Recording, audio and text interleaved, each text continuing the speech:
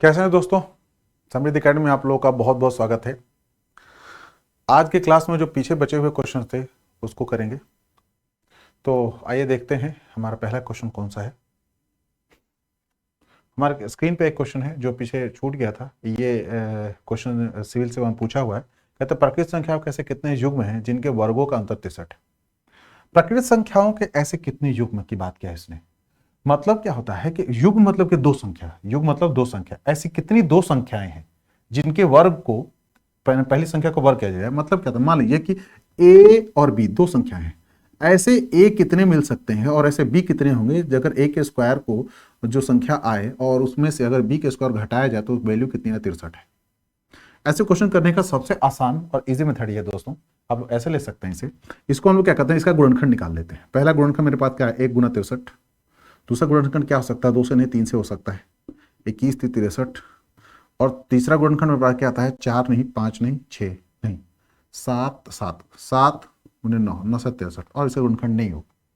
तो अब जरा देखते हैं, इनको जोड़ लेते हैं। क्या करते हैं, 3 और 1 कितना 4, 64 हो गया मित्रों। 64/2 अगर ये कट गया तो गुणनखंड होगा वो। मतलब क्या होता है, 64 काटते हैं तो मेरे पास 32 × 64 मतलब एक गुणनखंड होगा। इस संख्या कितनी होगी, एक पेयर होगी। ए और बी ऐसा कैसा एक बनेंगे जिनमें कि एक की वैल्यू 32 आ चुकी है। मैं बाद में बताऊंगा इसके बारे में।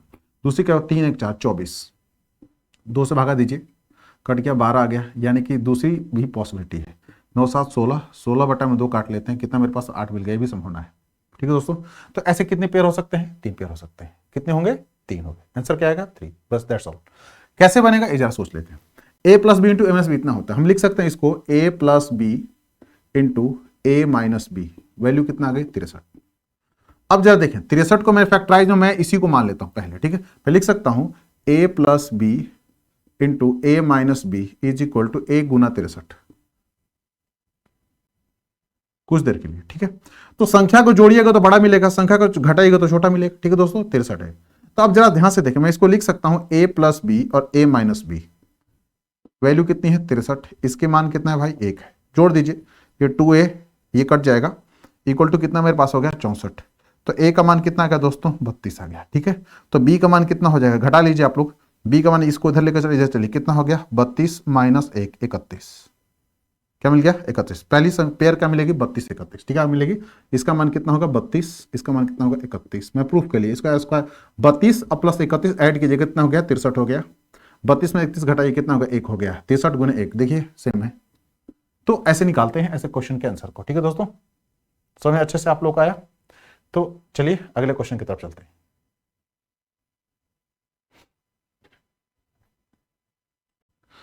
अब देखें आप लोग इस क्वेश्चन को, ये बहुत अच्छा क्वेश्चन है।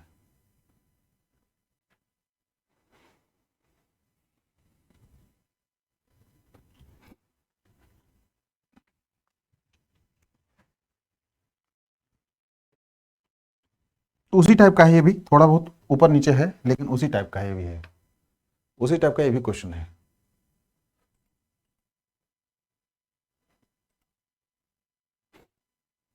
जैसे क्वेश्चन कहता है कि प्राकृतिक संख्याओं के ऐसे कितने युग्म हैं जिनके वर्गों का अंतर 35 है। जैसा मैंने पहले 63 था, अब 35 पे आ गया। ठीक है, तो अब इसको हम निकाल सकते हैं कैसे, देखिए एग्जाम्पल का 35 पूछा है तो अब युग्म की बात किया। मान लीजिए कि ये a² और -b² का मान कितना है, 35 है। ठीक है दोस्तों, तो मैं लिख सकता हूं a + b, समझने के लिए लिख रहा हूं आप लोगों को, और a - b का मान कितना हो सकता है, सोचिए कितना हो सकता है, 35 ही होगा। या फिर 35 के जगह पे पहला ऑप्शन क्या मैं डाल देता हूं, 1 × 35। दूसरा ऑप्शन में मेरे पास में क्या आ सकता है, 3 से कटेगा नहीं, 4 नहीं 5 से कट सकता है, 5 × 7, 5 7 35।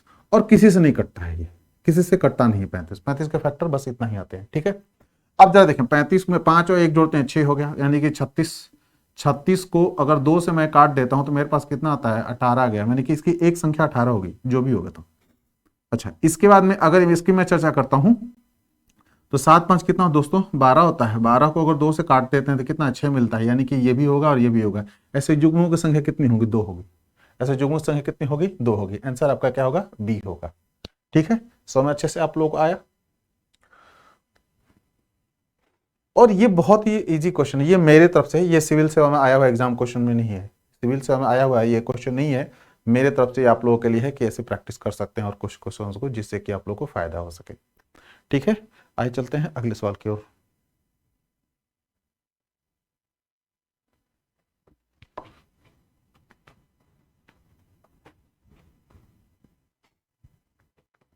आइए देखते हैं अगला सवाल। अगला सवाल हमारे पास में है, कहता है यदि दो संख्याओं के बीच का अंतर 6, थोड़ा सा लेवल को मैंने ऊपर कर दिया, थोड़े से लेवल को इसको ऊपर कर दिया। यह क्या, यदि दो संख्याओं के बीच का अंतर कितना है, 6 है, और उनके वर्गों के बीच का अंतर इतना है, तो उनके घनों के बीच का अंतर क्या होगा। थोड़ा लेवल को मैंने जोड़ के मैं इसको बना दिया। चलिए देखिए, संख्याओं के बीच का अंतर 6 है, मतलब क्या होता है, a माइनस बी की वैल्यू कितनी है, 6 है, और ए स्क्वायर और माइनस बी स्क्वायर का वैल्यू कितना दे रखा है, इसने 60 दे रखा है। और पूछ रहा है क्या कि ए क्यूब और माइनस बी क्यूब का मान क्या होगा। तो उनके घनों का योगफल पूछ रहा है, अंतर नहीं है, योगफल है। तो अब सीधी सीधी बात, हम इसको हम जानते हैं कि इसका मान क्या होता है। इसको मैं लिख सकता हूं a plus B into A minus B, लिख सकता हूं नहीं लिख सकता, लिख सकता हूं। तो a माइनस बी का मान कितना है, 6 है, a माइनस बी का मान 6 है। ठीक है दोस्तों, तो a प्लस बी का मान कितना हो, काटिए इसको जरा, 6 दहिया 60, यानी कि a प्लस बी का मान कितना हो गया, 10 हो गया। अब आते हैं, जब a प्लस बी की वैल्यू 10 दे रखा है और a माइनस बी की वैल्यू 6 दे रखा है, तो जरा जोड़िए इसको। 2a इक्वल टू कितना हो गया, 16 हो गया, ये तो कैंसिल आउट हो जाएगा। तो a का मान कितना मिल गया आपको, 8 मिल गया। कोई दिक्कत है बताएं। जब a का मान 8 हो गया तो सीधी सीधी a 8 है तो b का मान कितना, 2 होगा, तभी तो 6 होगा। तो यानी कि हम लिख सकते हैं b is equal to what, C 8 minus 6 result will be 2। कोई दिक्कत है तो बताएं आप लोग, समझ में अच्छे से आ गया आप लोगों को। मैं इसको डिटेल मेथड, ये शॉर्ट मेथड और आसान है, मैं इसको भी समझा दूंगा, दोबारा बताऊंगा उसको भी कैसे निकालते हैं। ये थोड़ा डिटेल मैंने करा दिया समझने के लिए, ताकि आप लोग कुछ बुनियाद लगे कि नहीं इसका कुछ पीछे बेस में है, और जिससे कि आप और भी क्वेश्चन अगर ऐसा आए तो इस बेस पे और आप भी क्वेश्चन कर सकते हैं। ठीक है, इसलिए मैं इसको फॉलो किया। अब मेरे पास से क्या मिलता है, a का मान 8 है तो b का मान कितना मेरे पास आ गया, 2 आ गया। ये बात समझ में आ चुकी है आप लोगों को। अब आते हैं, हमारे पास में a क्यूब पूछ रहा है, यानी कि 8 की पावर 3 अब प्लस 2 की पावर 3, रिजल्ट क्या आएगा, 8 8 64 होता है, 64 को 8 से फिर से गुना कीजिए, 8 चौके 32 की 2, और 8 से 48 49 50 51 52, ये हो गया आप लोग का, एक मिनट गलत रहा, सॉरी, ये आपका होगा 64 मल्टीप्लाई बाई 8 प्लस ये हो गया आपका 8। ठीक है, 8 चौक 32 2 3 हो गया आपका, 8 चौक 48 49 50 51। ठीक है दोस्तों, ये 8 और ऐड कर दीजिए, 8 और 2 कितना हो गया, 10, यानी कि 520 हो गया आंसर। इसका आंसर कितना हो गया, 520। ऑप्शन में क्या है, डी। ऑप्शन में क्या आएगा, डी आएगा। तो ये पूछा, पहले दिया क्या, संख्याओं का अंतर, इसका मतलब संख्याओं के वर्गों का अंतर दे रखा है, तो संख्याओं के घनों का योग क्या होगा, 520 हो गया संख्या का। तो अगर ऐसा सवाल आता है तो आप आराम से इसको इस मेथड के थ्रू आप लोग कर सकते हैं, आप लोग को कोई दिक्कत नहीं आएगी, जहां तक मेरा अनुमान है। ठीक है, अब मैंने कहा कि छोटा तरीका, ठीक है, आइए चलिए छोटा तरीका अब चलते हैं। जैसे आपको लोग कहा गया कि a minus B is equal to 6 और ए स्क्वायर और minus B square is equal to 60, तो दिमाग में इतना तो होगा ही आप लोग को, a plus B into A minus B is equal to क्या होता है, A square minus B square होता है। तो a प्लस बी सीधे सीधे हम यहां से काट देंगे, 10 मिल गया वैल्यू, किसकी मान आ गई, a प्लस बी की, किसकी मान आई, a प्लस बी की। जब a प्लस बी 10 हो और a माइनस बी 6 होता है, तो सीधे सीधे हम जानते हैं कि जैसे कि a प्लस बी अगर आपका 10 दे रखा हो, समझने के लिख रहा हूं, और a माइनस बी आपका 6 दे रखा हो, तो हम समझते हैं सीधे 10 6 16, a का मान कितना हो गया, 8 हो गया।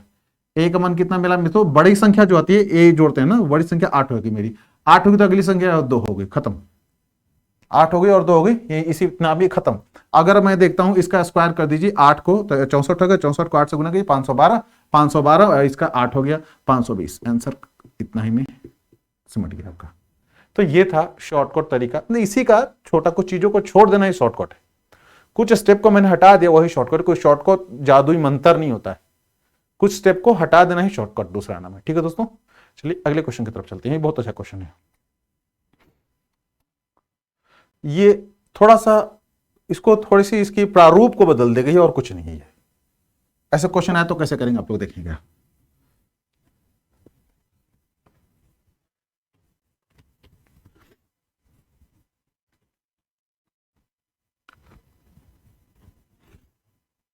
ये क्वेश्चन क्या कहता है, मान लीजिए n इस प्रकार का एक धनात्मक पूर्णांक है कि n स्क्वायर प्लस 48 एक पूर्ण वर्ग है। इस प्रकार के n की संख्या कितनी है? तो जरा सोचे, कह रहा है क्या कि n स्क्वायर प्लस 48 जो एग्जैक्टली है कोई एक धनात्मक पूर्णांक का वर्ग है। मान लीजिए मैं इसको m रख देता हूं, m स्क्वायर।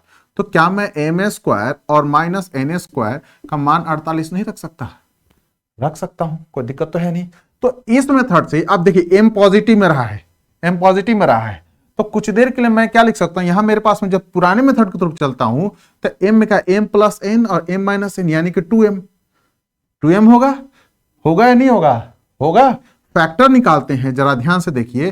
पहला फैक्टर 1 गुने 48 होता है, दूसरा फैक्टर कितना होता है, 2 गुने 24 होता है, और तीसरा फैक्टर क्या आएगा, 3 से भागा देता हूं तो ये 16 या 48 होता है, और 4 से देता हूं तो 12 चौक 48 होता है, 6 8 48 होता है, और किसी से होगा नहीं। अब देखें 8 6 14 कट जाएगा, 12 4 16 कट जाएगा, 6 और 3 9। जरा देखिए इसका संख्या का नहीं बनेगा, 6 और 3 कितना हो गया, 9, यानी कि 19, 19 बटा 2 ये नहीं कटता है तो ये पेयर नहीं बनेगा। 4 2 6 हो गया, ठीक है, ये बन जाएगा। 8 और 1 9, जरा ध्यान से देखें आप लोग, ये 49 हो गया, 49 बटा 2 ये भी नहीं बनेगा, पॉसिबल नहीं, क्योंकि ये कटता ही नहीं है, ये पूरा कटेगा ही नहीं हो सकता।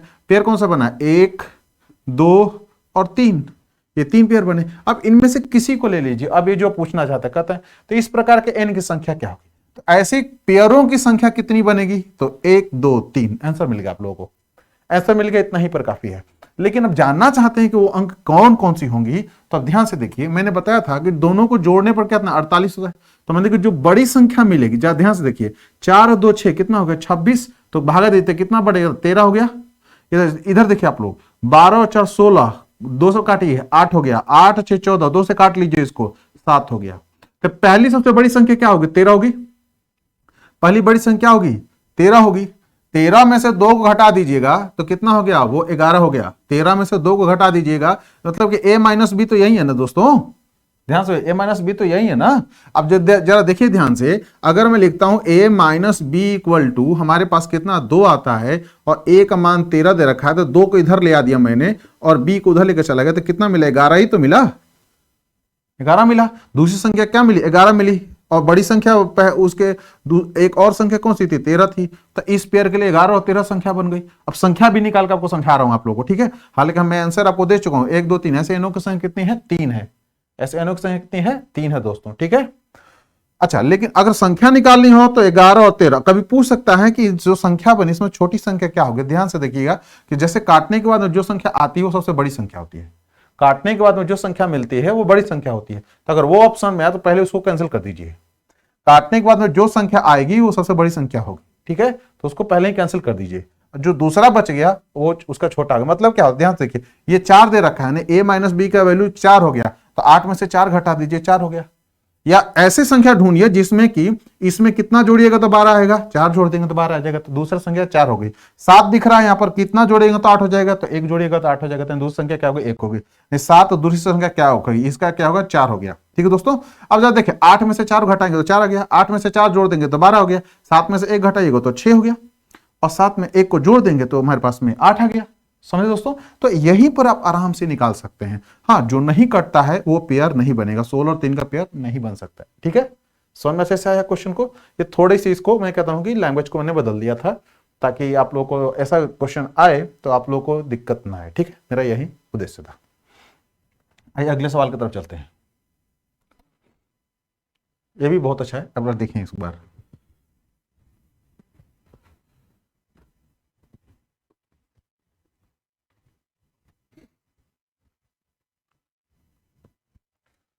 अब जरा देखिए ध्यान से आप लोग,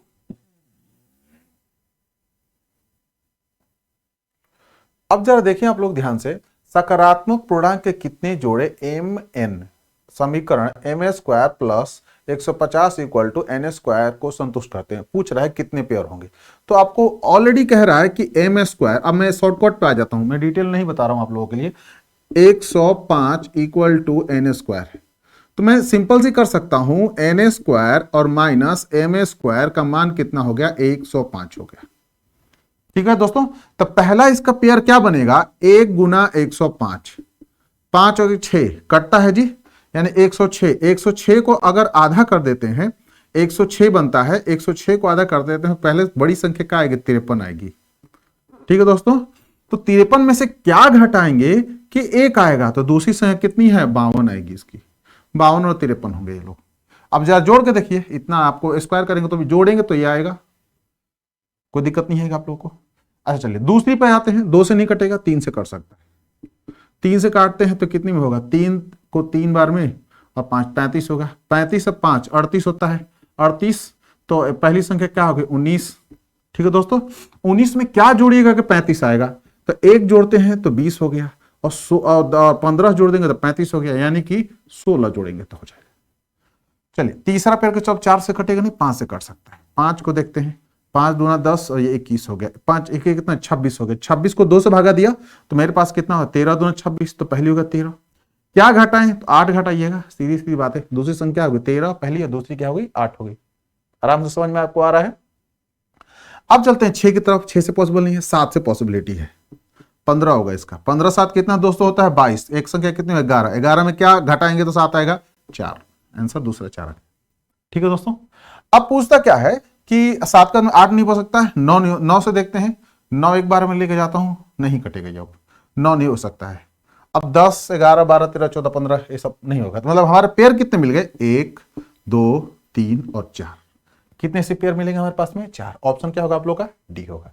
समझे आप लोग, कोई दिक्कत तो नहीं है। अगर इसमें अगर पेयर पूछता सिर्फ तो 1 2 3 4 लिख दीजिए। अगर पूछता है किसमें से कि इन टोटल संख्याओं में से सबसे छोटी संख्या क्या बनेगी, तो सबसे छोटी संख्या क्या बनेगी, अगर ये देखना चाहते हैं तो सबसे इनके जो डिफरेंस होते हैं, यानी कि जो फैक्टर होते हैं, जिनके फैक्टर के बीच की दूरी सबसे कम होती है, उसी के फैक्टर जो होंगे वो सबसे छोटे में काउंट किया जाएंगे। अब जरा देख कैसे, 105 के बीच में संख्या कितनी अंतर है, 104 का अंतर है। 35 और 3 के बीच में कितने का अंतर है, 32 का अंतर है। 25 और 21 और 5 के बीच में कितना अंतर है, 16 का अंतर है। अब 15 7 के बीच में कितना अंतर, 8 का अंतर। तो सबसे कम अंतर किसके पास में, इसके पास रहा। तो सबसे छोटी अगर इनमें संख्या काउंट किया जाएगा तो कौन है, 11 है, जो इसके लिए बड़ी है। और जो सबसे छोटी में सबसे छोटी है तो वो कौन संख्या है, 4 है। ठीक है, तो अगर ये सवाल पूछता है तो ये भी आप आंसर दे सकते हैं। यानी एक क्वेश्चन से आप लोग 2-3 सवालों को कर सकते हैं। अब देखिए यूपीएससी में आप लोग तैयारी करके और सिविल सेवा की सीसेट पेपर देने जा रहे हैं, तो ये नहीं है कि आपको मैंने एक क्वेश्चन बता दिया सिर्फ इसी पर टिका रहेगा। इसके अगल बगल भी आप लोगों को सोचना पड़ेगा कि इस क्वेश्चन से और क्वेश्चन बनने की संभावनाएं क्या हो सकती है। अब एक भाई ने, मैं कल क्लास में गया था तो कमेंट में कहने लगे मुझसे कि सर कैसे पॉसिबल हो सकता है, हमारे पास फुर्सत कहां होती है। तो भाई कोई डिट्टो कोई क्वेश्चन नहीं करा सकता है जिसके की बेस पर आप एग्जाम को क्वालिफाई कर लेंगे और वही क्वेश्चन आएगा। ये गारंटी कोई भी टीचर नहीं देता है, चाहे कितना भी बड़ा संस्थान क्यों ना। तो दोस्तों आप लोगों को अगल बगल सोचना पड़ेगा। जैसे मैंने इन क्वेश्चंस को बनाया, मुझे एक क्वेश्चन मिला इस अंतर पे, मैंने इसको 4-5 और क्वेश्चन आप लोगों के सामने दिया कि ये भी संभावना हो सकती है। अब देखिए इसी क्वेश्चन को आप लोग देखें, मैं देखते ही मैं हार्डली 30 सेकंड में इसका आप लोग आंसर कर सकते हैं।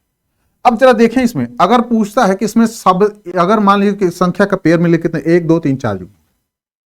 अब युग्मों के बीच में बोले कि सबसे बड़ी संख्या अगर देखी जाए, सबसे बड़ी संख्या अगर निकलती है उसमें सबसे छोटा कौन होगा, या उसको कहेगा अवरोही क्रम में लगाइए। तो अवरोही क्रम अगर देखें जरा, पहला दूसरा तीसरा चौथा है, तो इसको सीरीज में लगाते बढ़ते हो तो पहला इसकी बड़ी संख्या 11 बन रही है, उसका क्या बन रही है 13 बन रही है, 19 बन रही है और 53 बन रही है।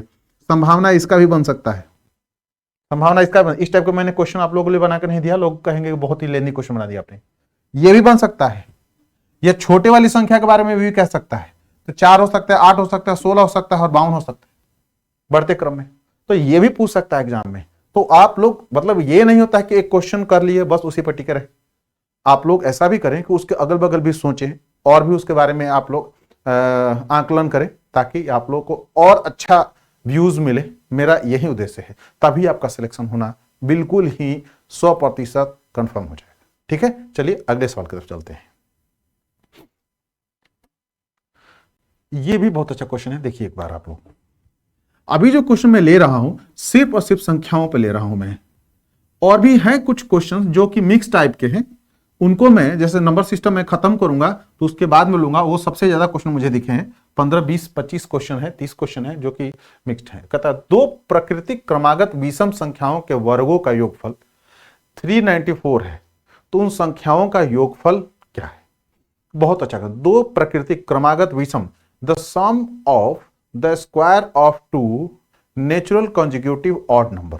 अब जरा सोचे एक मिनट के लिए कि कॉन्जिक्यूटिव ऑड नंबर की बात किया है, प्राइम नंबर की बात नहीं किया है। ऑड नंबर हमेशा ही क्या बनता है, या तो बनता है 2x प्लस 1 के फॉर्मेट में होगा, या 4x प्लस माइनस 1 के फॉर्मेट में बनता है। ऑड नंबर की फॉर्मेशन ये होता है, आप लोग दिल से याद कर लें।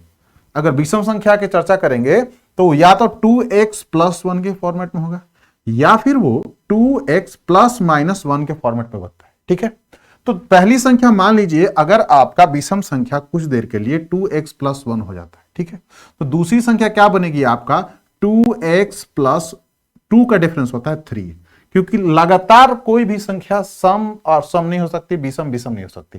संख्याएं ऐसे बनती हैं, जैसे मान लीजिए कहीं बीच से ले लीजिए आप 2 और 3 ले लीजिए, देखे जा रहा है ये सम है तो विषम है। अगर 25 लेते हैं तो अगला 26 हो गया, देखें ये सम है तो ये विषम है।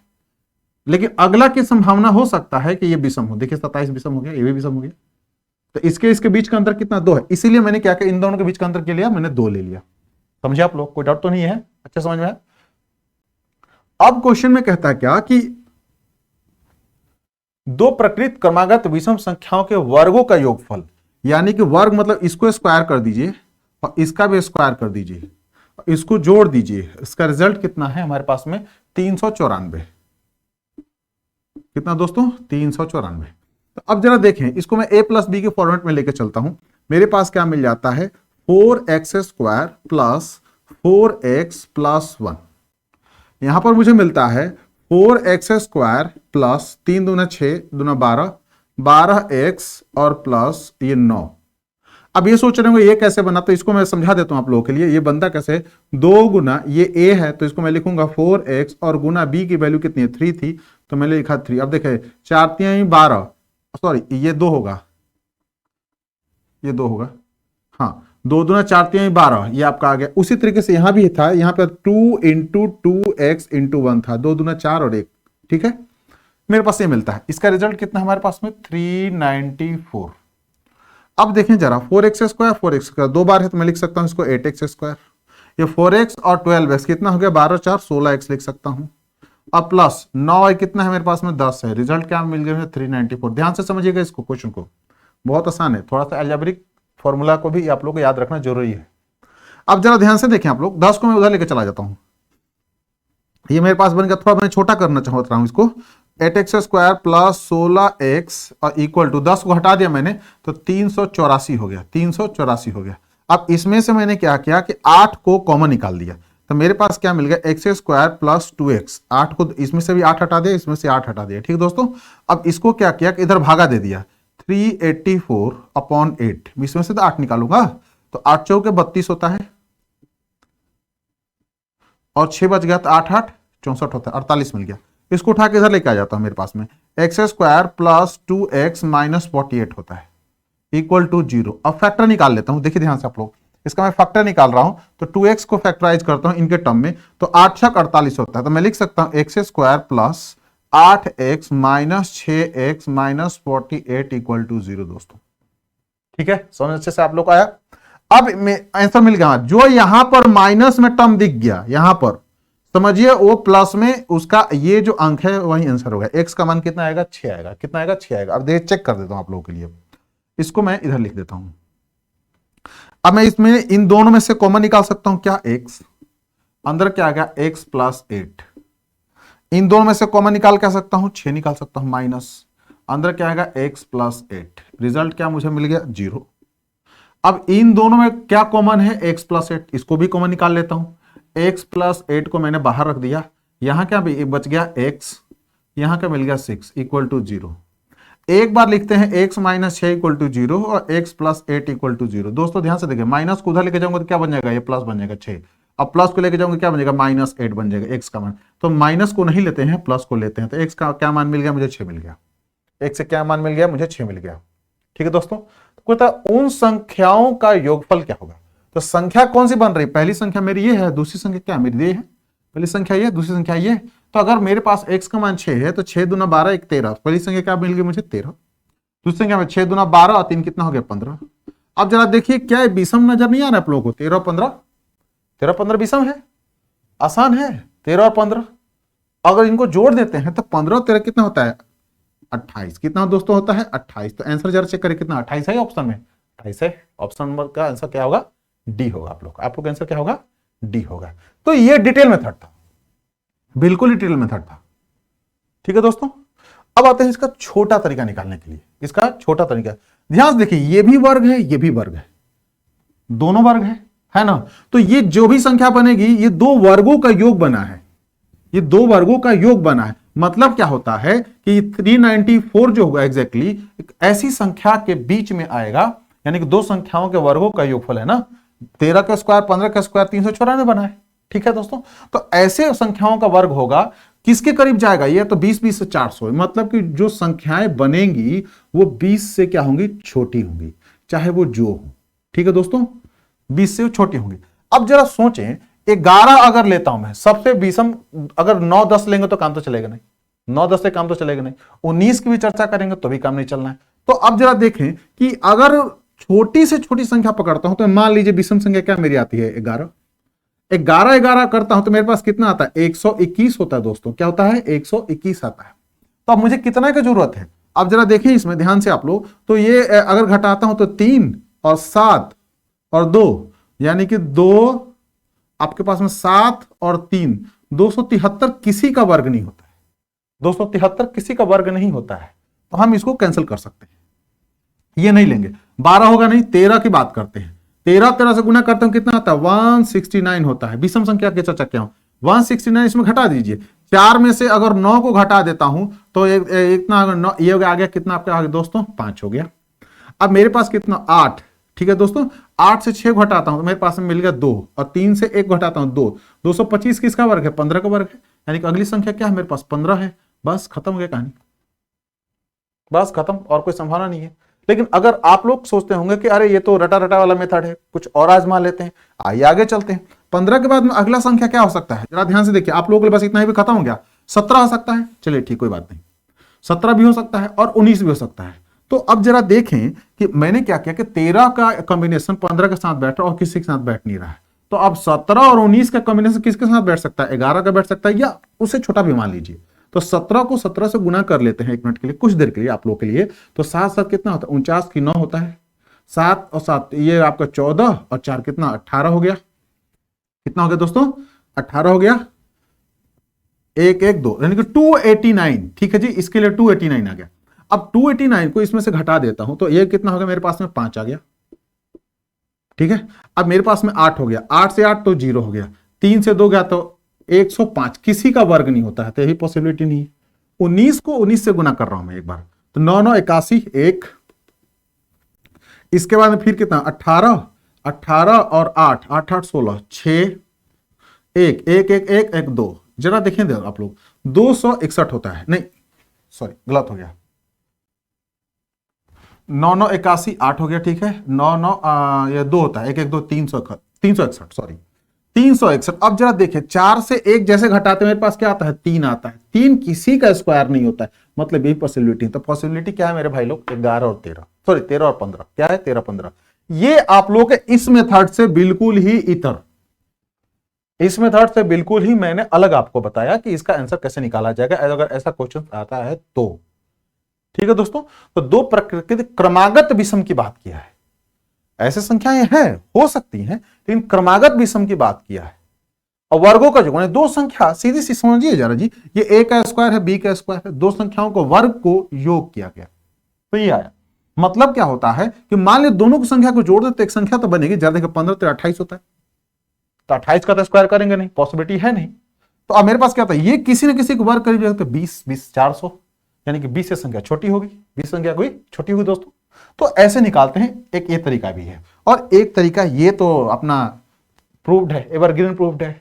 ये हिट एंड ट्रायल है एक तरह से, ये आपका सेंस के अकॉर्डिंग है, ये आपके आईक्यू लेवल पर डिपेंड करता है आप पकड़ पाते हैं। लेकिन ये अगर आपको आता है तो इस बेस पे और भी सवाल को आप आराम से कर सकते हैं, कोई दिक्कत नहीं आएगी आप लोगों को। ठीक है दोस्तों, चलिए अगले क्वेश्चन की तरफ चलते हैं।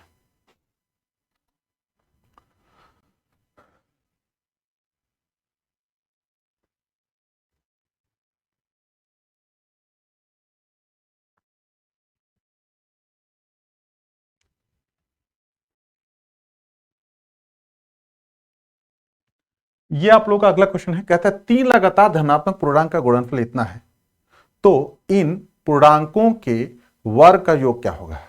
ये भी बहुत अच्छा क्वेश्चन है। यदि 3 लगातार धनात्मक पूर्णांक का गुणनफल, अब ये नहीं कह रहा कि प्राइम में क्या है, if the product of 3 consecutive positive integer, फिर संख्या के बाद क्या पॉजिटिव इतना है, then the sum of the square. ऐसे क्वेश्चंस को करने का तरीका मैं छोटा तरीका बदल दे रहा हूं। मान लीजिए कुछ देर के लिए 3 लगातार की बात किया है, पहली संख्या आपका x है तो दूसरी संख्या x प्लस 1 रख सकते हैं, अगला क्या होगा x प्लस 2 रख सकते हैं कुछ देर के लिए, मैंने कहा मान लीजिए, ठीक है। अब क्या कहता है, 3 लगातार धनात्मक पूर्णांक का गुणनफल, यानी कि अगर इसके गुना, इसका गुना और इसका गुना किसके बराबर है, 1500 15600, ठीक है। तो अब कहता है कि यदि 3 लगातार धनात्मक पूर्णांक का गुणनफल, ठीक है, तो इन पूर्णांकों के वर्गों का योग, तो बात की बात है। अब इसको मैं फैक्टर में करता हूं, देखिए कैसे निकालेंगे लोग। 156 गुना मैं लिख सकता हूं 100, कोई दिक्कत नहीं है आप लोग को। मुझे 3 अलग अलग लगातार संख्या निकालने, तरीका क्या है, तो क्लोजेस्ट फैक्टर निकालते हैं, सबसे क्लोज जो उनके फैक्टर होते हैं वो निकालते हैं, जिनके डिफरेंसेज कम होता है। और इसको मैं अगर फैक्टर में बांट दूं तो 12 और गुना 13 सबसे छोटा फैक्टर है, इनके बीच का अंतर क्या है 1, इससे छोटा नहीं हो सकता, संभावना नहीं है। तो देखिए जरा, 3 दूना 6, ठीक है दोस्तों। इसके बाद में कितना होता है, ये 3 और 2 कितना होता है 5 हो गया, 1 1 2, ठीक है, बहुत सही। अब मेरे पास ये 10 मिलता है तो अगली संख्या क्या निकाल सकता हूं ताकि और क्लोज हो सकता है, तो 10 को अगर देखा जाए तो मैं लिख सकता हूं 25 गुना 4, यानी 25 गुना 2 और गुना 2, ठीक है दोस्तों। 25 से नीचे नहीं ले आ सकता इसको, ये 20 गुने 5 हो सकता था, तो 5 को मैं बांट के स्प्लिट करके यहां नहीं लगा सकता हूं, 10 गुना 10 हो सकता था, तो दोनों जगह इक्वल हम नहीं डाल सकते हैं, वो बात की बात है। अभी कैसे करता हूं इसको, इन दोनों 2 को मैं इसके साथ मल्टीप्लाई कर देता हूं, 2 के साथ इसके साथ किया तो कितना हो गया 24, 13 के साथ गुना किया कितना हो गया 26, और अगला संख्या कितना हो गया 25। अब लगातार संख्या क्या बनती है मेरी 24, 25 और ये 26, ये लीजिए संख्या मिल गया आप लोग, संख्या मिल गया, बहुत आसान तरीका। आइए चलते हैं दोस्तों अगले क्वेश्चन की ओर।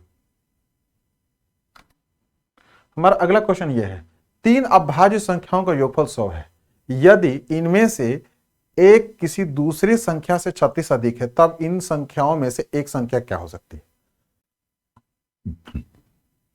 अब जरा ध्यान से देखें, एक संख्या से दूसरी संख्या है ज्यादा है, यानी कि मैं लिख सकता हूं इसके लिए कि एक संख्या एक से दूसरी संख्या लिख सकता हूं x प्लस 36,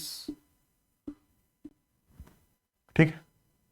अब एक इसमें क्लू दिया, if one of them exceed another by 36 then one of the number is, then one of the number, तब इन संख्याओं में से मैंने तीनों संख्या को निकालिए। इसकी वैल्यू कितनी दे रखा है 3 संख्या। अब क्या बोलता है इसे, ध्यान समझिए, प्राइम नंबर की बात किया, सबसे छोटा प्राइम नंबर कौन है 2 है, इसको साथ रख लेता हूं, 2 तो होगा ही होगा, उससे छोटा नहीं हो सकता, उससे बड़ा ही हो सकता है, तो मैंने सबसे पहले छोटा 2 ही रख लिया।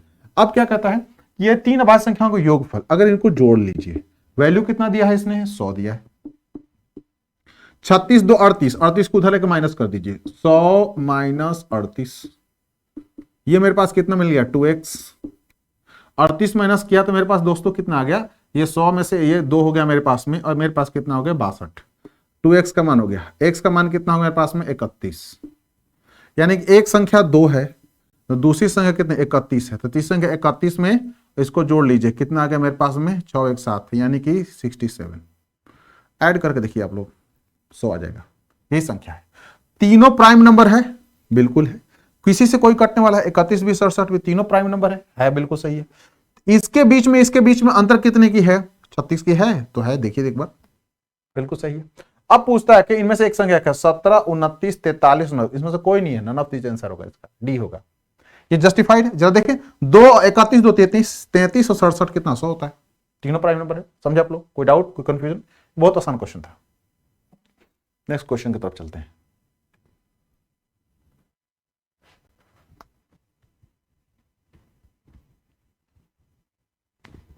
ये क्वेश्चन बहुत अच्छा है, कहता है कि 3 नंबर जो एक दूसरे के सह अभाज्य हैं, ऐसे हैं जैसे कि पहले 2 गुणनफल 286 है और अंतिम 2 गुणनफल 770 है। तो तीनों संख्याओं का योगफल क्या है? 3 number which are coprime to each other such that. Coprime संख्या वो होती है दोस्तों जो कि एक दूसरे के बीच में, प्राइम संख्या तो हमें पता है ऑलरेडी, जिनके उनके बीच में सिर्फ और सिर्फ डिफरेंसेज 1 आता है, सिर्फ डिफरेंसेज 1 आता है, वो को प्राइम नंबर होते हैं। ठीक है, तो 3 नंबर जो एक दूसरे के सहअभाज्य हैं, ऐसे हैं कि पहले 2 गुणनफल इतना है, अंतिम 2 का गुणनफल इतना है। मान लीजिए कि वो संख्या एक है मेरा ए और दूसरा है मेरे पास में बी, 3 बोल रहा है ना, और तीसरा है मान लीजिए आपका सी। ठीक है, ऐसे क्वेश्चन आएगा तो इसका तरीका यही है, सबसे आसान मेथड। अगर इन तीनों की कह रहा है तो अगर कहता है पहले 2 की गुणनफल, मतलब क्या होता है ए गुना बी, मान कितना है भाई लोग? 286 और अंतिम 2 यानी कि बी गुना सी, इसका मान कितना है दोस्तों? 770। ठीक है दोस्तों, अब जरा देखें ऐसे संख्याओं करने क्या करते हैं कि पहला मान लीजिए इसको इक्वेशन, दूसरा इसको मान लीजिए और पहले में दूसरे से भागा दे दीजिए, या दूसरे में पहले से भागा दे दीजिए, कोई फर्क नहीं पड़ता है। बी से बी कैंसिल आउट, ए बटा सी। अब इसको क्या करिए, फैक्टर निकालते हैं, इनको क्या करता हूं, फैक्टर निकाल देते हैं। फैक्टर क्या आ सकता है, जरा ध्यान से देखिए, ये 6 है तो स्पष्ट है कि भाई साहब 2 से कटेंगे, तो मैं लिख सकता हूं 2 पहला फैक्टर होगा इनका।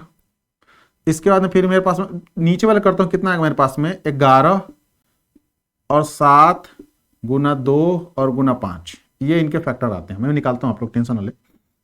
तो 5 दूना 10, 11 और 7, ठीक है, कोई बात नहीं। अगर मैं बात करता हूं 2 और ये मेरे पास में 14 दूना 28 नहीं, 6 को 24 और 46 नहीं, 11 दूना 22, हाँ हो जाएगा। पहला फैक्टर क्या बनता है इसका, 2 बन गया, अगला हो गया 11, 11 दूना 22 होता है दोस्तों, ध्यान से देखिए, 11 चौक 66, 11 दूना 22 और 26 हो गया।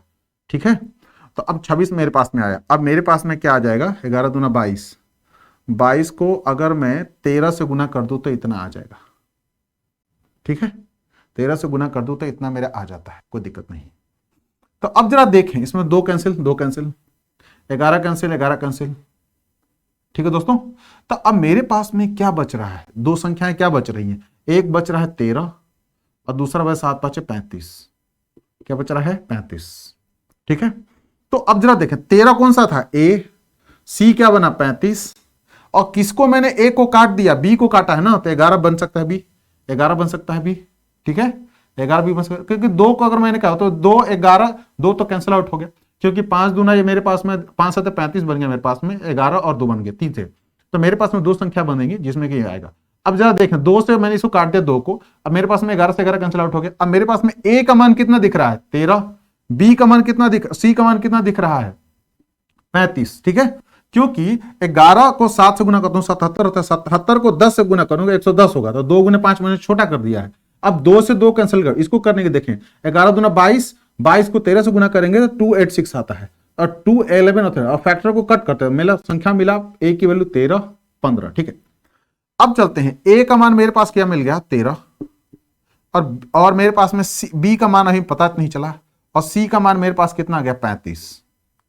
तो अब मुझे निकालना है बी का मान क्या आएगा। अब जरा देखें कौन सा कटा, ऊपर में 3 ही फैक्टर थे, 2 11 और 13। ठीक है, तो मेरे पास में 11 और 13 की बात करो तो मेरे पास में कितना आता है 13, और इसमें का 11 आता है।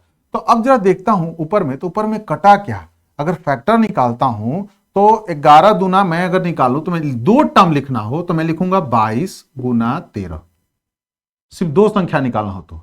यहां मुझे निकालना हो तो 11 दूना 22 और गुना मैं क्या लिखूंगा 35, तो 22 से 22 तो कट गया, लेकिन बचा क्या 35, तो अगली संख्या क्या मेरी पालती है 22, क्या मिलती है 22 यानी 22, आंसर क्या होगा 22। अब जरा देखा 13 22 और 35, इनमें कुछ भी कॉमन नहीं है, एक दूसरे के साथ में क्या है कोप्राइम है।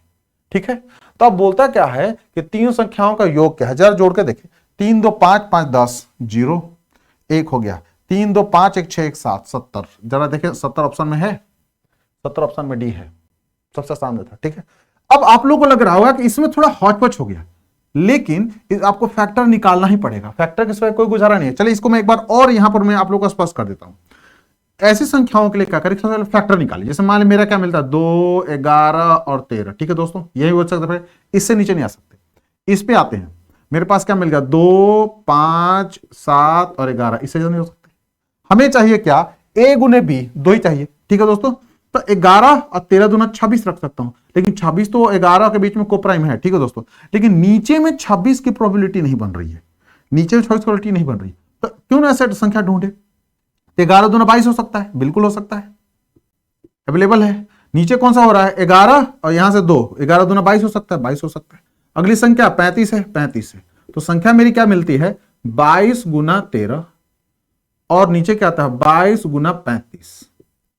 अब देखिए b यहां भी है, कैंसिल किया मैंने, b यहां भी आप कैंसिल कर सकते हैं इजीली, मिल गया आपको a, ये आपका b, और जो कैंसिल हुआ वो सॉरी ये c है, ये c होगा, ये c, और जो कैंसिल हो गया वो क्या होगा b, जो कैंसिल हो गया वो क्या होगा b।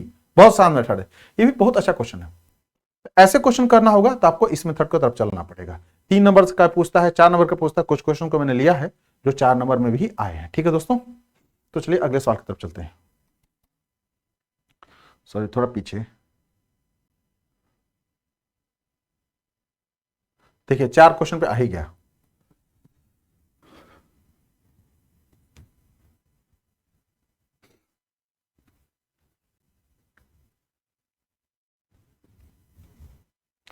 आइए चलते हैं। कहता है कि 4 क्रमागत अभाज्य संख्या है जो आरोही क्रम में है। ठीक है, मान लीजिए कि 4 क्रमागत संख्या, कुछ देर के लिए क्रमागत संख्या कौन सी है, a है, b है, c है, d है, आरोही क्रम में। पहले 3 के गुणनफल मतलब a गुना b और गुना c, और लास्ट 3 के गुणनफल मतलब क्या होता है b गुना c और गुना d। वैल्यू कितना है, जरा देखिए ध्यान से आप लोग, कितना है 385, 385। नीचे कितना गया दोस्तों, 1001, 1001। अब गुणनखंड निकालते हैं। 1001 का अगर मैं देखूं 13 7 91, पहले 91 और 13 7 91, 77 हो गया। 77 का मैं लिख सकता हूं 11 और गुना 7। ठीक है, अब ऊपर के फैक्टर में आते हैं। अब 7 देखते हैं, कट जाएगा जी, एक 7 आ जाता है। 7 5 35 और 7 5 35, यानी कि 55 आ गया ऊपर में, काट दिया तो 55 किसका फैक्टर हो सकता है, तो मैं काट सकता हूं 5 से भाई, और कौन बन सकता है, 11 बन सकता है। ठीक है दोस्तों, 11 5 55, 55 को 7 से गुना कर कितना आ जाएगा। अब जरा देखें, हमें 3 संख्या चाहिए, बिल्कुल सही है, 7 5 11, इनमें कोई कॉमन नहीं दिख रहा है, पॉसिबिलिटी नहीं है। 7 11 13, बहुत आसान है। अब जरा देखें कि इनमें से हमें क्या चाहिए, ए बी सी और बी सी, दोनों जगह कॉमन क्या है, बी सी, ए और डी, ए और डी। ठीक है दोस्तों, अब जरा देखें ऊपर में 7 5 है जी, 7 यहां पर है, 7 यहां पर है, 5 है ऊपर में, 5 ऊपर में है, नीचे में नहीं है। ऊपर में क्या है अगला, 11 है, तो 11 है, तो मतलब कि दोनों ऊपर नीचे में कॉमन क्या है, अब तो बीसी है, तो भाई साहब छोटा मान लीजिए बी है ये, और ये मान लीजिए कुछ देर के लिए सी है।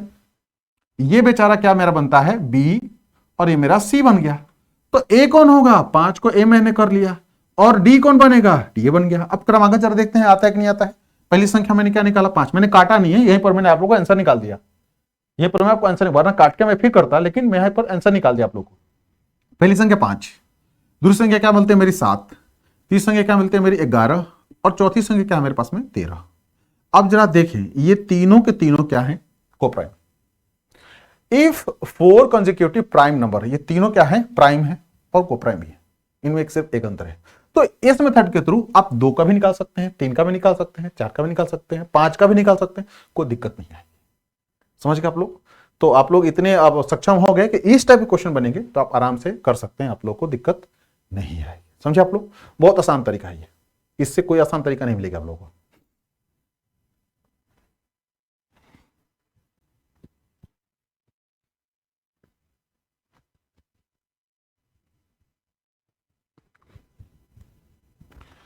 अगले सवाल की तरफ चलते हैं, देखते हैं अगला सवाल क्या है।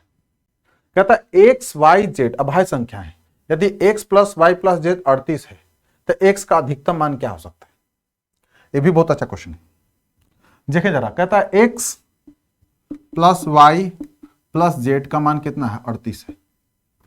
एक्स का अधिकतम मान, पहले कहता है X Y Z prime number, prime मतलब क्या है, एक दोनों के बीच में सिर्फ एक ही कॉमन है और कोई कॉमन नहीं हो सकता है। तो 38 से छोटी सबसे बड़ी प्राइम नंबर कौन सी मिलती है, तो हमारे पास में 38 के पहले के स्टार्ट करते हैं, तो उसके पहले 37। तो भैया 37 में तो एक पॉसिबल ही है ना, वाई जेड की मान एक तो रख ही नहीं सकते।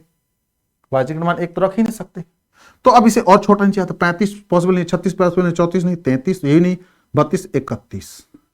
मान लीजिए मैं 31 रख लेता हूं। सबसे बड़ी पूछा क्या कि x का अधिकतम मान क्या, इसलिए मैंने अधिकतम पे आया, वो बहुत प्राइम नंबर है, बहुत और सारे हम ऑप्शन पे जा सकते थे, लेकिन बहुत की जगह पे बोलता सबसे बड़ी की बात की इसने, तो बड़ी के लिए मैंने 31 को रख लिया। अब 31 के बाद बच कितने, 38 जोड़ने 7, दो प्राइम चाहिए भाई मुझे, 31 का मतलब 7 मेरे पास में, जरा सोचिए एक मिनट के लिए, 7 मुझे जोड़ना है इसमें। इसको दो प्राइम के फैक्टर क्या बन सकते हैं, 2 बन सकता है और 5 बन सकता है, 3 4 तो होगा नहीं, 4 प्राइम नंबर तो होता नहीं, तो 2 और 5 हो सकता है, यानी कि संख्याएं क्या मिलेंगी, 2 होगा, 5 होगा और 31 होगा। सबसे छोटी पूछता है तो आंसर 2 होता है, सबसे बड़ी पूछता है तो आंसर 31 होता है। आंसर चेक कर लें आप लोग, 31, ऑप्शन नंबर सी। बहुत आसान क्वेश्चन, ठीक है दोस्तों, समझ अच्छे से आया इसको आप लोग। पूछता है अधिकतम, मतलब सबसे बड़ी मैक्सिमम वैल्यू ऑफ एक्स, तो मैक्सिमम 31 हो सकता है, 37 नहीं हो सकता, क्योंकि एक ही संख्या 38, 38 को एक एक फ्रैक्शन तो जोड़ नहीं सकते, क्योंकि पूछ रखा है प्राइम की बात किया है। तो दोस्तों हमारे पास में क्या आता है, 7 का डिफरेंस, 31 को 7 जोड़ते हैं, 7 को 2 फैक्टर करते हैं, 2 और 5 में हो सकता है, तो अब जरा जोड़ के देखें आप लोग, 38 होगा, ठीक है।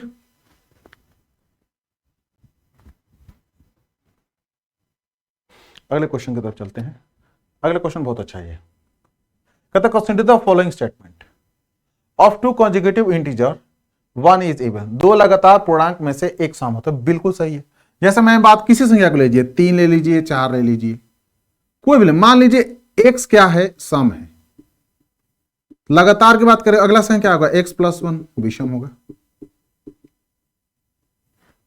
तो ये इसमें कोई समझने वाली बात है नहीं, तो बहुत आसान है। Square of an odd integer is of the form of 8n+1, बिल्कुल सही है, विषम संख्याओं का पूर्णांक। अब कैसे, 8 गुना n+1 विषम संख्या, कोई भी ऑड नंबर, जैसे कि संख्या में बता दूं आप लोगों को, 3 हो गया, 5 हो गया, 7 हो गया, 9 हो गया, जिसमें 2 से भागा ना लगे, विषम की बात किया इसने प्राइम की बात नहीं किया है। अगर मान लीजिए 8 के मान में 1 रख ले रहा हूं, सॉरी x का वैल्यू 1 रख रहा हूं, तो मेरे पास 8 + 1 कितना हो गया भाई लोग, 9 हो गया। किसका है, 3 का स्क्वायर है, सही है। चलिए मैं 10 रखता हूं आप लोग के लिए, 8 दूना 80 और 1 कितना होता है, 81, किसका स्क्वायर है भाई, 9 9 81, प्राइम है। चलिए एक और कुछ अलग रख लेते हैं, 15 रख लेते हैं समझने के लिए, 15 बाटे 20 से 120 और 1 कितना होता है, 121 होता है। 121 को किसका स्क्वायर होता है, 11 का स्क्वायर होता है। चलिए और छोटा रख लेते हैं आप लोग कहने के हिसाब से, 5 रखता हूं, 8 5 40 और 1 41, ये नहीं बन रहा है, 41 किसका स्क्वायर नहीं हो सकता है, 5 की जगह पे इसमें कोशिश करते हैं प्राइम रखें, 8 7 56, 1 57, ये भी नहीं हो सकता है, सॉरी ये 7 नहीं हो सकता है, 1 मैंने रखा, चलिए 2 रख लिया, 8 9 16 1 17 3 3 38 का, हाँ 3 पे रख सकता हूँ, 8 गुना 3 38 का 24 प्लस 1 कितना होता है 25, 25 किसका स्क्वायर है, 5 का स्क्वायर। ठीक है दोस्तों, तो मैंने तुक्केबाजी करके दिखाया आप लोगों को, कोई संख्या को रख करके। अब जब चलते हैं सीरीज के अकॉर्डिंग, समझिए आप लोग, ध्यान समझिएगा मैं करना क्या चाह रहा हूं। प्राइम नंबर विषम संख्या क्या हो सकती है, पहली संख्या 3 है, 5 है, 7 है, 9 है, 11 है, 13 है, इसके बाद में 15 भी मान लीजिए, ठीक है। अब क्या ये फैक्टर में बैठता है कि नहीं, मतलब इसका स्क्वायर का मान कितना होना चाहिए, 8 का टर्म होना चाहिए, 8 गुने 3, सॉरी यानी कि इसकी वैल्यू कितना है, 9 है। तो 9 लाने के लिए क्या करूंगा मैं कह रहा है x और +1, 1 को मैं क्या किया, इधर घटाया तो 8 आ गया, मतलब x का मान यहां पर क्या रखूंगा, 1 रखूंगा। इसके लिए क्या वैल्यू 25 है दोस्तों, इसको घटाया मैंने 24, 8 3 को 24, 8 का मान यहां पर क्या लिखा हूं, x का मान 3 रखा हूं, +1 हो गया। 7 7 कितना 49, 49 में 48 गया, 8 6 48 हो गया, यानी कि 8 × 6 +1, देखे जरा 9 9 कितना हो दोस्तों, 81, 81 में 1 80 गया, यानी कि इसका मान क्या रख सकता हूं, 8 गुना 10 + 1 हो गया दोस्तों। 11 11 121, ठीक है जी, 15 8 120 से 8 गुना कितना लिख सकता हूं, 15 + 1। अब जरा देखें फॉलो कर रहा है, कर रहा है, बिल्कुल सही है। मैं अलजेब्रिक फॉर्मूला में नहीं जाना चाह रहा हूं, क्योंकि वो लंबा है, आप लोगों को समझ में नहीं आएगा, आएगा क्यों नहीं समझ में आएगा, थोड़ा लंबा हो जाएगा। वरना इसको अगर चाहते हैं तो इसका एक टर्मिनोलॉजी ये है, मैंने आपको बताया था 4x + -1, ठीक है, या तो 4x + 1 की स्क्वायर कर लीजिए, वो अगर आप कॉमन निकालेंगे तो उसके फैक्टर आएगा 8n+1 के फॉर्मेट बन जाएगी, क्योंकि ये 1 है। ठीक है दोस्तों, अच्छे समझ में आया, कोई डाउट तो नहीं है, क्वेश्चन अच्छा है। चलिए अगले सवाल की तरफ चलते हैं, ये भी बहुत मजेदार क्वेश्चन है।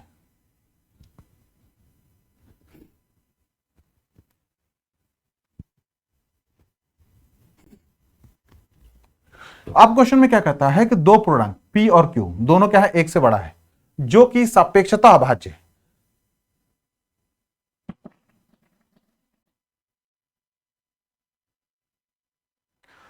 आइए इस क्वेश्चन के बारे में चलते हैं। एक क्वेश्चन क्या कर रहा है, दो पूर्णांक P और Q, डी थोड़ा मिसप्रिंट है, P और Q क्या है, दो सापेक्षता अभाज्य, मतलब एक दूसरे से कटने वाले नहीं है। तो कहता है both P and Q may be prime number. P और Q में भी प्राइम नंबर हो सकते हैं, जैसे एग्जांपल के लिए 3 और 5 ले लीजिए, प्राइम नंबर है, सापेक्षता भाज्य भी है। पहला ऑप्शन बिल्कुल सही है। ऐसे बहुत संख्या आएंगे, कोई जरूरी नहीं।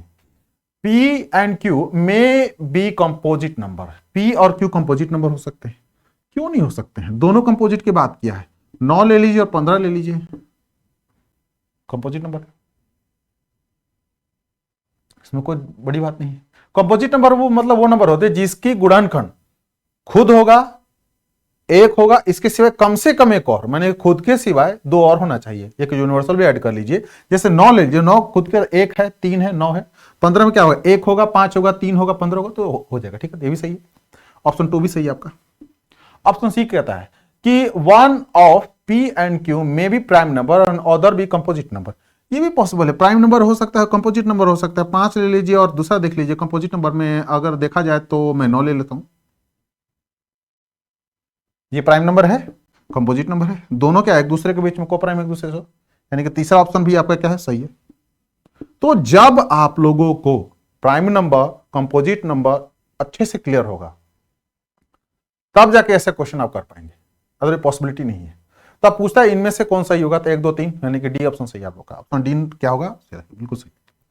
समझ अच्छे से आप लोगों को, कोई डाउट कोई कंफ्यूजन, बहुत आसान है। चलिए आगे चलते हैं, ये भी बहुत अच्छा क्वेश्चन है। ये क्वेश्चन हालांकि अभी संभावना मुझे कम लगता है, एसएससी में आया हुआ क्वेश्चन है ये। कहता है एन के उन सभी पूर्णांक मानों का योगफल क्या होगा जिनके इतना, छोटा तरीका बड़ा तरीका दोनों तरीका, ठीक है। अब ये कहता है कि वर्ग, ध्यान समझिए, पहला क्या बोलता है, एन के उन सभी पूर्णांक मानों का योगफल क्या है जिनके लिए दिस वन एक पूर्ण वर्ग है।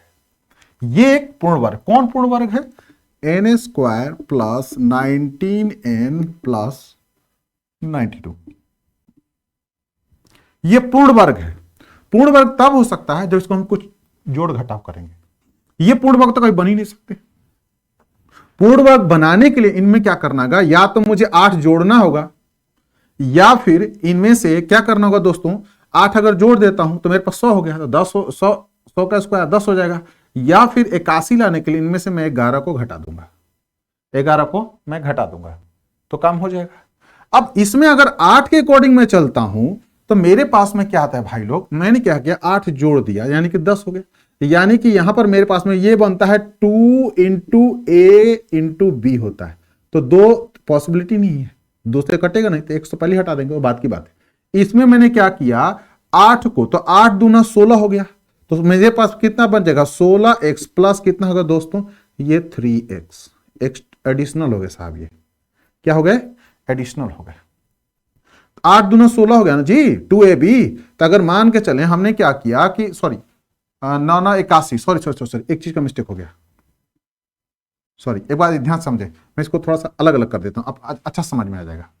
चलिए मैं लिख देता हूं पहली बार एन स्क्वायर प्लस, पहली बार मैं इसको लेता हूं और 100 कर लेता हूं, ठीक है दोस्तों। तो मैंने क्या किया, 10 का स्क्वायर किया, तो मेरे पास क्या 2 इंटू 10 इंटू एक्स और प्लस, तो 10 दूना 20 और x, ठीक है। 19 लाने के लिए क्या करूंगा, एक घटा दूंगा इसमें से। अगर मैं यहां पर एक घटाने के, जब यहां ना लिख करके मैं यहां लिख रहा हूं, यहां प्लस ही डाल देता हूं, घटाया मैंने। अब जरा ध्यान से, 100 लाने के लिए मैंने क्या किया, इसमें ये 92 है, 92 में से मैंने 100 ला, यहां तो मैंने 100 ला दिया, लेकिन फिर मुझे 92 ही तो लाना है, तो 92 लाने के मैं क्या करूंगा भाई, यहां से मैं 8 को घटा दूंगा, क्या करूंगा, 8 घटा दूंगा। अब जरा देखें, माइनस क्या लिख सकता हूं, x प्लस 8। अब 8x का मान मैं क्या रखूं ताकि ये 0 हो जाए, अगर मैं -8 रखूंगा मेरे भाई लोग, तो r माइनस प्लस कैंसिल होगा, 0 हो जाएगा, मतलब ये किसका स्क्वायर हो जाएगा, x प्लस 10 का स्क्वायर हो जाएगा। तो x का कौन मान बना, पहला -8 बना, जो कि अगर x का मान यहां पर -8 रख देंगे तो क्या होगा, ये कंप्लीट स्क्वायर हो जाएगा, क्या हो जाएगा, कंप्लीट स्क्वायर हो जाएगा। पहला मेरा क्या बनता है, -8। दूसरा की तरफ चलते हैं, क्या किया, 11, इसको मैं 9 पे गिराता हूं। मैं ये तो 100 बना दिया था, अब मैं इसको क्या बना 81 बना रहा हूं। यानी कि 9 का स्क्वायर करेंगे तो मेरे पास क्या दोस्तों मिल जाएगा, 81 हो गया। 9 81 होता है। अब आते हैं, ये मेरे पास क्या एक्स स्क्वायर है, एक्स स्क्वायर है ना, एन है, चलिए कोई बात नहीं, एन है तो एन स्क्वायर मैंने कर लिया, ये भी एन ही है, ये एन हो जाएगा, सॉरी थोड़ा देखने में गड़बड़ हो गई थी, एन हो गया। ठीक है दोस्तों, ये भी मेरा एन ही होगा, एक्स नहीं है, एन, और ये भी एन हो गया। ठीक है, अब आते हैं, एन स्क्वायर मेरे पास मिल गया। अब मेरे पास क्या होगा, +2 इंटू एन इंटू कितना, 9 होगा, 9 होगा, बिल्कुल सही है। तो 9 दूना 18 ही एन हो रहा है, लेकिन एक एन ज्यादा है, तो मतलब क्या करता हूं, एक एन को यहां लिख देता हूं, मैं ऐड कर दूंगा जी, 18 1 19 हो गया, 9 दूना 18 और 1 19 हो गया। ठीक है, ये प्लस है बीच में, 81 है, लेकिन लाना तो 92 है, तो मैं क्या करूंगा, +11 और ऐड कर देता हूं, 11 को ऐड कर दूंगा तो हो जाएगा। अब इसको मैं ब्रैकेट में लिख दिया, n +11। अब दोस्तों n का मान क्या रखूं ताकि ये 0 हो जाए, ताकि ये कितना संख्या हो जाएगा, n + 9 to the power 2, square बन गया, ये भी स्क्वायर बन गया। n का मान अगर मैं -11 रख देता हूं मित्रों, तो 11 11 कैंसिल हो गया, ये 0 हो गया, तो मान हो गया इसका कंप्लीटली स्क्वायर के रूप में। क्या हो गया, स्क्वायर के रूप में। तो अब जरा देखिए, -11 है तो -11 यहां ऐड हो गया, दोनों संख्याओं को ऐड कीजिए, 11 कितना होता है, -19, आंसर में कितना आना चाहिए, 19 आना चाहिए। देखिए -19 बिल्कुल सही है। तो यही तो पूछ रहा है कि n के उन सभी पूर्णांक मानों का योगफल क्या है। n का पूर्णांक मान क्या है, पहला माइनस है, दूसरा क्या है, -11। ठीक है दोस्तों, तो अब इस तरीके से इस सॉल्यूशन हम निकालते हैं। ये तो डिटेल मेथड हो गया। अब शॉर्टकट में कैसे जाएंगे, इसी को कैसे शॉर्टकट करेंगे, कुछ नहीं करना, इस क्वेश्चन को लिखते हैं, इसके आगे पीछे का स्क्वायर ढूंढते हैं। कौन हो सकता है भाई, या तो ये 100 होगा, किसका स्क्वायर है, 10 का स्क्वायर। इसके पीछे कौन होगा, अब तो 9 का स्क्वायर हो सकता है, तो 9 का स्क्वायर कौन सा, 81 होगा, तो 9 का स्क्वायर। ठीक है, दोनों सिचुएशन में हमें माइनस ही लाना पड़ेगा, माइनस होगा तभी जाकर पॉसिबिलिटी होगी। तो पहला मेरे पास क्या मिलता है मेरे भाई लोग, पहला मेरा पास में क्या बनता है, 9 9, तो मैंने क्या किया, इसके लिए मैंने क्या किया, 8 इसमें जोड़ा है, इसमें मैंने क्या किया है, इसमें से मैं 8 जोड़ के 100 किया हूं ना, तो 8 घटा दूंगा, इसका फिर मेरे पास क्या आता है माइनस, मैंने इसमें क्या किया, 11 घटाया है। दोनों सिचुएशन को हम माइनस में ले आते हैं, 8 और 11 को माइनस में ऐड करके और बना देते हैं -19। आंसर क्या होगा, -19। बस खत्म, आगे जाने की जरूरत नहीं है, यहीं से खत्म गया, इसी से मेरा आंसर निकल जाएगा, आगे जाने की जरूरत ही नहीं है, क्योंकि n तो है ही, n का स्क्वायर निकल जाएगा इजीली। अब 92 के आगे कौन सा स्क्वायर हो सकता है, 100 हो सकता है। अब उससे ज्यादा के जाते हैं, कुछ देर के लिए मान लीजिए कि अगला स्क्वायर क्या होगा, 121 होगा। 121 के लिए मुझे अगर देखते हैं, यहां पर हमारे पास हम लोग फंस जाएंगे। 121 के लिए मुझे क्या करना है, 11 11 दूना 22 x लिखना पड़ेगा दोस्तों, 22x की सिचुएशन आ जाएगी। अब 22x अगर जैसे आप पे आएंगे तो फिर ये इसको जस्टिफाई नहीं कर पाएगा। तो सबसे क्लोजेस्ट कौन सा है, ये दोनों लोग हैं, बस काम खत्म। ऐसे निकालते हैं, ऐसे क्वेश्चन का आंसर। आइए चलते हैं अगले सवाल की ओर।